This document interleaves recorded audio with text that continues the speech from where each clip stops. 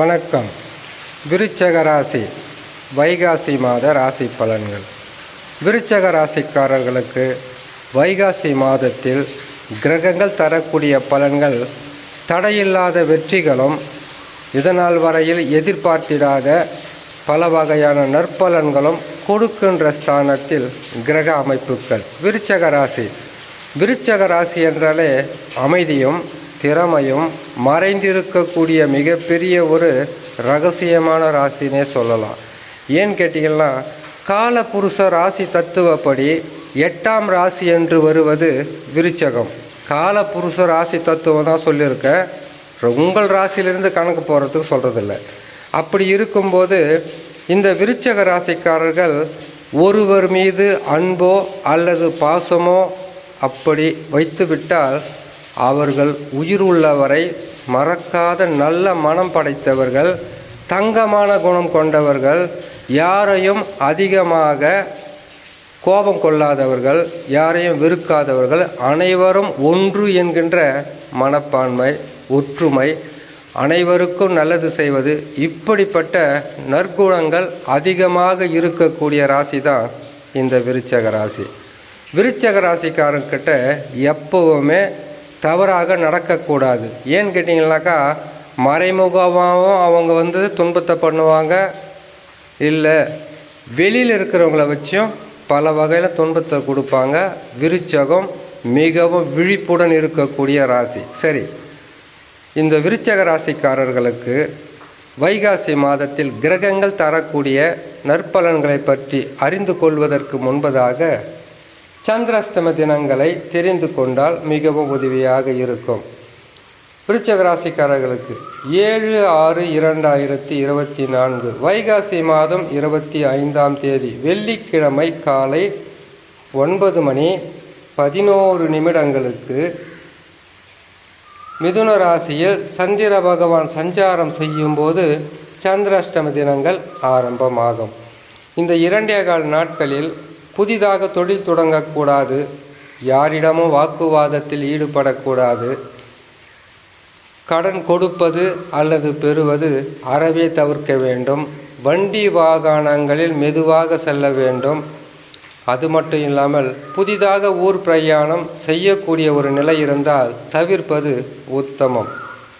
சந்திராஷ்டம தினங்களிலிருந்து விடுபடக்கூடிய நாட்களை பார்க்கலாம். 9/6/2024 வைகாசி மாதம் 27ஆம் தேதி ஞாயிற்றுக்கிழமை மாலை 4:13 கடகராசியில் சந்திர பகவான் சஞ்சாரம் செய்யும் போது சந்திராஷ்டம தினங்களிலிருந்து விடுபடக்கூடிய நாட்களாக இருக்கும். இம்மாதத்தில் கிரகங்கள் தரக்கூடிய சிறப்பான பலன்களை பற்றி பார்க்கலாம். விருச்சக ராசிக்காரர்களுக்கு அர்த்தாஷ்டம சனியாக சனி பகவான் இருக்கிறார். அர்த்தாஷ்டம சனி என்பது உடல் நலத்தில் பாதிப்பு, குடும்பத்தில் நிம்மதியற்ற சூழ்நிலை, எடுக்கின்ற முயற்சிகளில் தடைகளும் தாமதங்களும். இது ஒவ்வொரு கிரகமும் ஒவ்வொரு ராசியில் அமர்ந்திருக்கக்கூடிய பலன்களை பற்றி சொல்லுவது. உங்களுடைய சொந்த ஜாதகத்தை பார்த்து சொல்லக்கூடிய பலன் வேறு மாதிரி இருக்கும். மாதந்தோறும் கிரகங்கள் எந்த ராசியில் அமர்ந்திருக்கிறதோ அந்த ராசிகளின் தன்மையும், அங்கிருந்து தரக்கூடிய நற்பலன்களோ தீய பலன்களோ எதுவாக இருந்தாலும் அதை விளக்கமாக சொல்ல வேண்டியது ஒரு ஜோதிடரின் கடமை. அந்த பணியை நான் கரெக்டாக செய்கிறனா இல்லைன்றது உங்களுடைய ஆதரவால் தான் தெரியும். சரிங்களா? அப்படி இருக்கும்போது சனி பகவான் அர்த்தாஷ்டம சனியாக இருந்தால் உடல் நலத்தில் பாதிப்பை கொடுப்பார், வருமானம் குறையும், செய்யும் தொழிலில் இடைஞ்சல்கள் இருக்கும், பேசுகின்ற வார்த்தை என்பது சில நேரங்களில் உங்களுக்கு பாதகமாக அமையும். ஆனால் இந்த பலன்களாகப்பட்டது தசா நல்ல நிலையில் இருந்து விட்டால் பெரிதளவு பாதகத்தை தராது. இதே தசா சரியில்லாதவர்களுக்கு தான் சில கஷ்டங்கள் வரும் அர்த்தாஷ்டம சனியால். அடுத்ததாக ராகு பகவான் 5ஆம் இடத்தில் செவ்வாயுடன் சேர்ந்திருப்பது பாதகம் அல்ல. வெளியூர் பிரயாணம், திடீரென்று ஏதாவது ஒரு சுப நிகழ்ச்சிக்காக செல்லுவதோ அல்லது குடும்பத்திற்காக வெளியூர் பிரயாணம் செய்வதற்குண்டான வாய்ப்புகள் இருக்கும். சென்றால் நற்பலன்கள் என்பது நல்ல நிலையில் இருக்கும். நீங்கள் தேடியதோ அல்லது இதனால் வரையில் எதிர்பார்த்திருந்ததோ உங்களை தேடி வருவதற்கு உண்டான வழி வாய்ப்புகள் அதிகமாக இருக்கும். அடுத்ததாக புதனும் சுக்கிரனும் இணைந்து 6ஆம் இடத்தில் மேசராசியில் அமர்ந்திருப்பது உங்களுக்கு திடீர் வருமானம், எடுக்கும் முயற்சிகளில் வெற்றி, உங்களுடைய தொழில் வளர்ச்சி, வியாபார வளர்ச்சி, உங்களுக்கு இதனால் வரையில் தடைப்பட்டு கொண்டு இருந்தது அல்லது மற்றவர்களால் தடைகளாக இருந்தது விலகி நற்பலன்களை அதிகமாக கொடுக்கின்ற ஸ்தானத்தில் புதனும் சுக்கிரனும். அடுத்ததாக சூரியன் குரு இணைந்து ரிஷப ராசியில் 7ஆம் ராசியில் அமர்ந்திருப்பது, இது சப்தகேந்திரம் என்று சொல்லக்கூடிய 7ஆம் இடத்தில் அமர்ந்திருப்பது ஒரு நற்பலன்களை தரும்.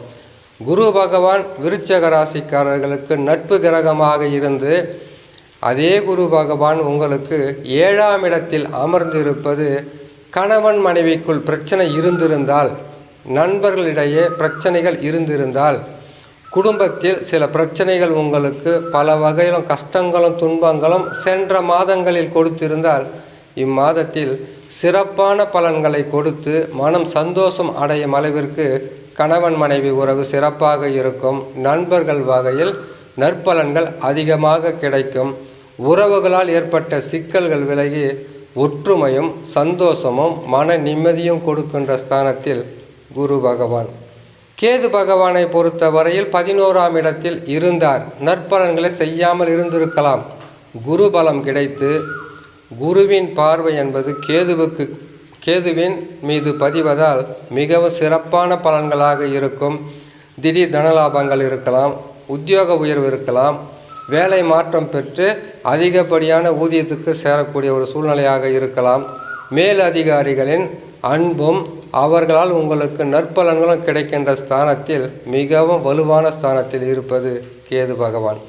விருச்சக ராசிக்காரர்களுக்கு பாதகம் என்பது அப்படி உங்களுக்கு அதிகமாக இருந்தால், உங்களுடைய சொந்த ஜாதகத்தில் தசா பலம் குன்றி இருந்தால் பாதகம் என்பது இருக்கும். இல்லை என்றால் இந்த கிரக அமைப்பு என்பது வளர்ச்சியும் முன்னேற்றமும் கட்டாயம் கொடுத்தே தீரும் என்று சொல்லி இன்னொரு நல்ல பதிவில் உங்களை நான் சந்திக்கிறேன். நன்றி, வணக்கம்.